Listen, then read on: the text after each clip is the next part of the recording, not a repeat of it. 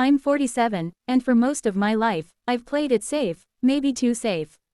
I married young, raised 3 children, kept a tidy home in our small town of Silver Hollow, and followed the quiet, unspoken rules of a predictable life. Love became routine, comfortable and familiar, but somewhere along the way, it lost its spark. I told myself stability was the same as happiness, but I was wrong. I never chased passion, never took risks, and I never thought something could shake that steady world of mine, until it did. It began on a warm Friday afternoon in late May, the kind of day when the air feels heavy with heat and the scent of blooming jasmine lingers.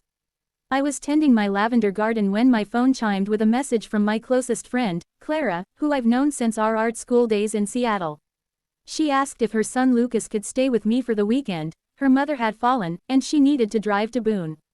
Lucas was 19, almost 20. I remembered him as the quiet boy who used to hide behind her legs during our coffee catch-ups. But now he was tall, with a calm, steady gaze and a voice deeper than I remembered. Of course, I agreed. Clara had been there for me through so many moments, and taking her son in for a few days felt like the least I could do. That evening, he arrived with a worn backpack and a shy but warm smile that reached his eyes. "Thanks for having me, Ms. Thornton," he said softly. I laughed and told him to call me Nora. He wasn't a kid anymore.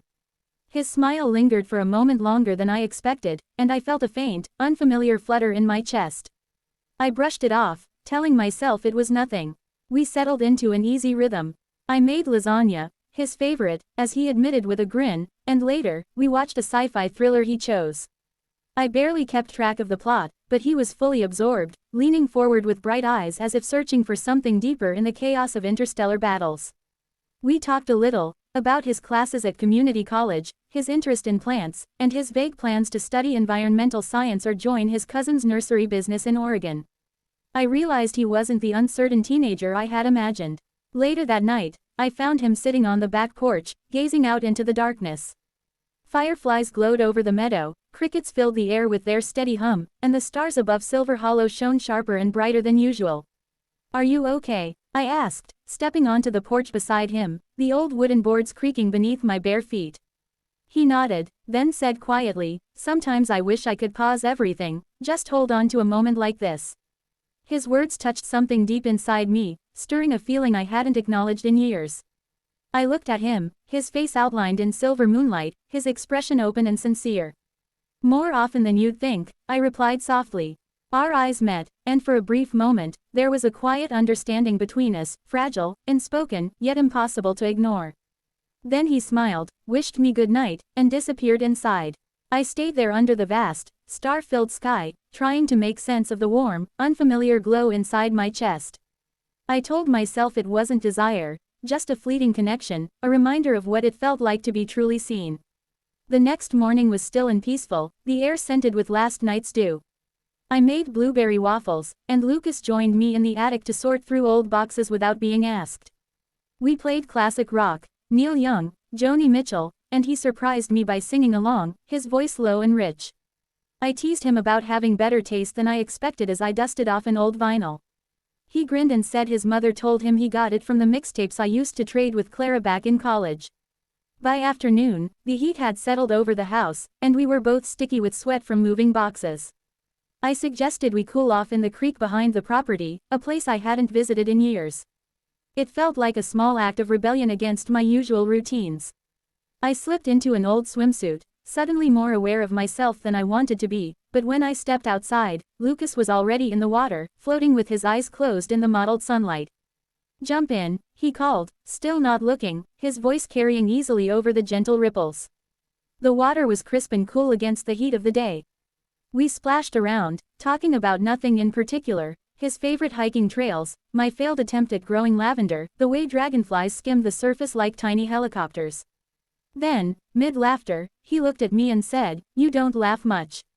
I paused, treading water. "I laugh," I protested. "Not like you mean it," he replied, his tone gentle but cutting straight through me. "When you do laugh," he added softly, "it's like the whole world brightens." His words landed deep, rippling through me like a stone dropped into still water. I brushed them off with a quiet chuckle, but the truth in them lingered. He saw me, not as Clara's friend, not as a mother, not as a woman past her best years, but simply as Nora, present and alive. That night, I couldn't sleep. I lay awake, replaying his voice, his laughter, and the way his eyes seemed to hold mine just a fraction too long. Something inside me was waking, both thrilling and frightening, as if I'd been pulled from a long, dreamless slumber. The next morning, I was up before the sun, sitting at the kitchen table with coffee in hand while soft gold and pink light stretched over the fields. I told myself the strange undercurrent of the weekend was nothing, just tiredness, just coincidence. But when Lucas came downstairs, hair tousled, eyes hazy with sleep, my heart betrayed me with a sudden flutter. "Morning," he murmured, rubbing the back of his neck, his t-shirt slightly rumpled. I asked if he was an early riser and offered him eggs and toast. We moved through breakfast preparation like we'd done it for years, me scrambling eggs, him buttering toast, the soft clink of dishes filling the air. His presence felt too natural, too right. When I passed him a plate, our fingers brushed, and a sudden spark raced through me. I froze, but he didn't pull away. "You're always so steady," he said, breaking the quiet. I laughed lightly, asking if that was his way of calling me predictable. "No," he said firmly, eyes meeting mine. "It's comforting. You make this place feel like a sanctuary." His words cracked something open in me. I had spent years being the dependable one, the one who held it together, who set aside her own wants so others could have theirs. To be seen as a sanctuary felt like an unexpected gift, and it unraveled me in the smallest, most dangerous way. The day moved slowly, a storm rolling in by afternoon. The sky turned a deep gray, thunder murmuring like a distant drum. We ended up in the living room, candles glowing softly in case the power went out, flipping through an old scrapbook from my children's early years. Rain tapped gently against the windows. I pointed to a photo of my youngest, Evie, with pigtails and a gap-toothed grin, holding a chain of daisies. "She's got your smile," Lucas said warmly. Then, more quietly, "You're stronger than you think, Nora." I looked at him then, suddenly aware of just how close we were. The air felt different, charged somehow, and with every breath, the space between us seemed to fade. "You remind me of someone I used to be," I said softly, the words slipping out before I could stop them. "Is that good?" he asked, his voice low, his eyes searching mine. "It's complicated," I admitted, my pulse quickening. "It scares me." He reached for my hand, his touch light but certain, his fingers warm against my skin. "You don't have to be scared with me." I could have pulled away, could have steered the conversation somewhere safe, back to the comfort of routine. But I didn't. I let his hand stay, let the moment breathe, and allowed the possibility of more to settle between us like an unspoken promise. Eventually, I rose, mumbling something about making chamomile tea, my heart still racing. In the kitchen, I gripped the counter, trying to steady myself. This wasn't supposed to happen.